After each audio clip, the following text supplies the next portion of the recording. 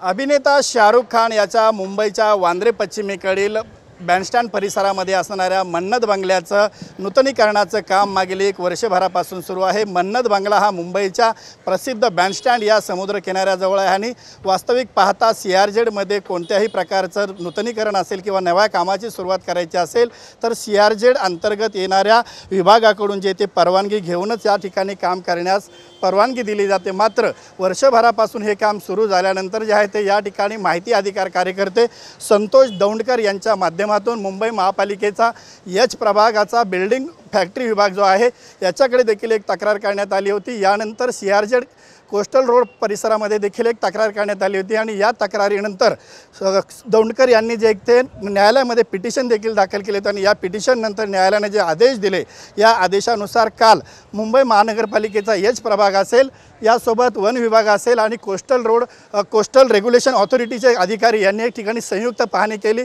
वास्तविक पाहता CRZ काम करत असताना वेगवेगळ्या जे सुधारणा झाल्या होत्या या सुधारणानंतर आता शेवटी CRZ अंतर्गत 50 मीटर हद्दीबाहेर कोणतेही काम करत असताना परवानगीची गरज नसते।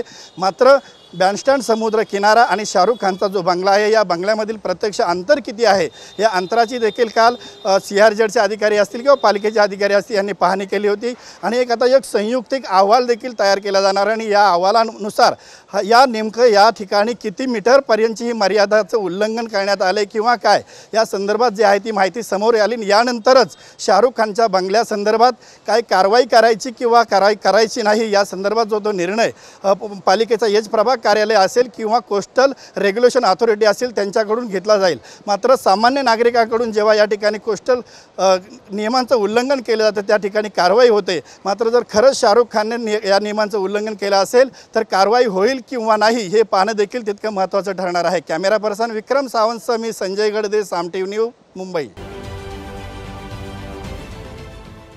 देश विदेशातील प्रत्येक घडामोडींचे लाईव्ह अपडेट मिळवण्यासाठी आता साम टीव्हीच्या सर्व सोशल मीडिया प्लॅटफॉर्मला लाईक, फॉलो आणि सबस्क्राइब करा। तसंच सर्व नोटिफिकेशनसाठी बेल आयकॉन प्रेस करायला विसरू नका।